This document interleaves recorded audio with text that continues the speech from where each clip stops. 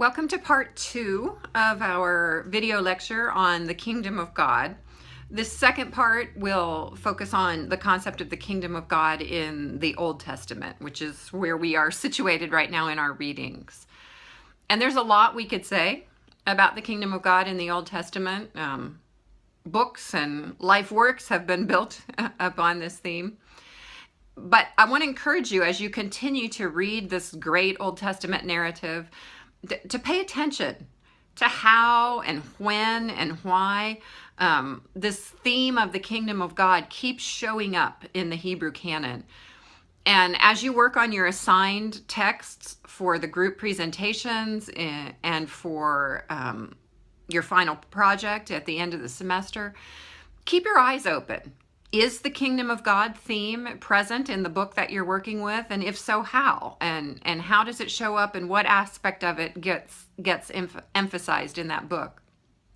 For now, we want to look briefly at something you have probably already noticed as you've read 1 Samuel chapters 8 through 10 this week. And that is this deep tension that arises in Israel's history and in Israel's theology between two competing elements of kingdom. The fundamental affirmation that Yahweh is king, and then the competing establishment of a human monarchy. How does the Old Testament deal with that tension? So let's look at that. One of the earliest and most basic affirmations of Israelite faith is Yahweh is king.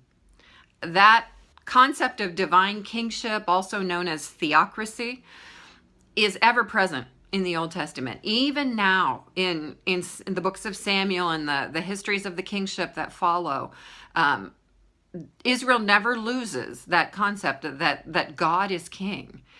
And there is a sense in Israel's thought that God is not only king of Israel, but also king of the nations. Sometimes that's a picture of hope, sometimes it's a picture of judgment, but there is an awareness that Yahweh's kingship, while it is particular to Israel, is also universal. And I would suggest that for a really clear picture of how Israel thought about this, that you spend some time with the group of Psalms known as the Adonai Malak Psalms, the Yahweh Reigns Psalms. Those are Psalms 93 through 99 in our book of Psalms.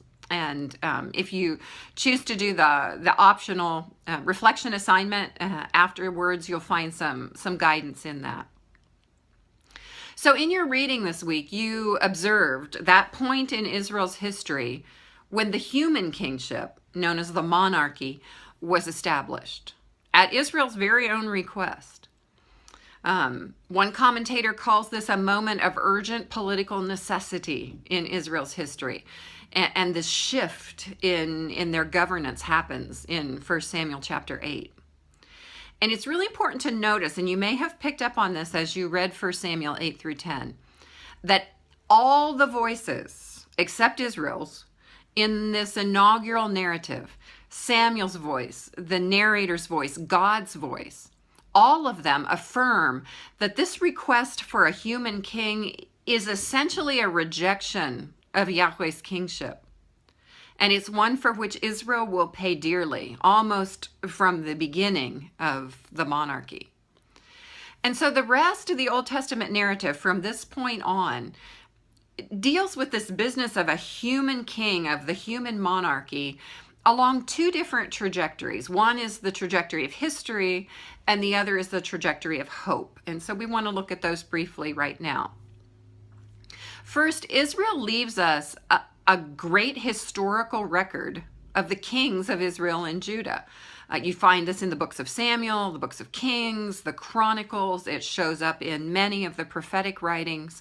The Israelites were history writers, and they paid attention to how God acted in history. And the history of the monarchy was part of that.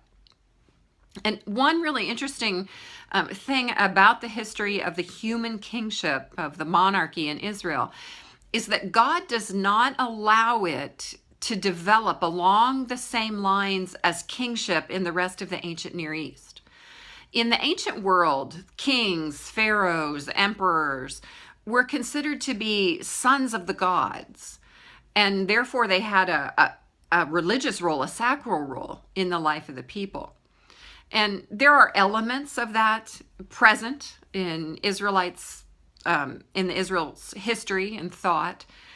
But the kings of Israel operated within what we might call, in American terms, a system of checks and balances that kept the monarch from being deified or made into a god. These checks on the king's power are seen mainly in two ways, two factors. One is the presence of a priestly tribe and a high priest who was not the king. The king was from a different tribe. The king and the priest were not the same person. And so that was one check on the king's role. But the other, and I think the most interesting and important, is this constant, irritating, challenging presence of the prophets.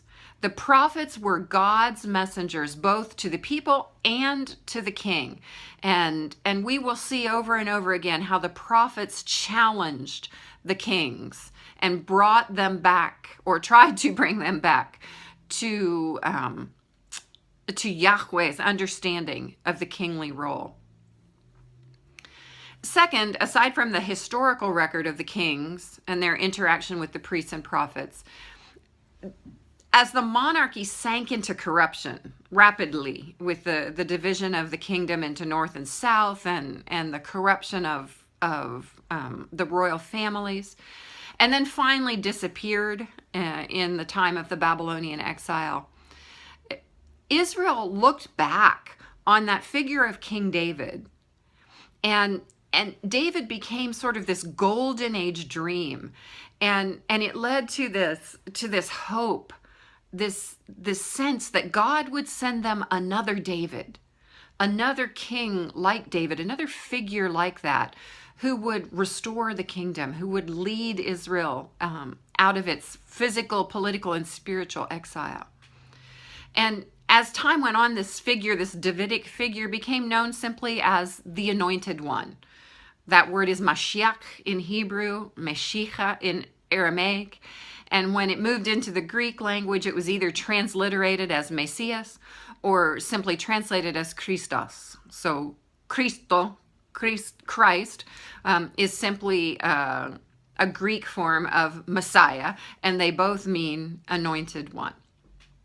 So in part 3, we'll want to look at what were then the expectations of this Mashiach, of the kingdom of God, in the first century, in that period known as Second Temple Judaism, between the Old Testament and the New Testament.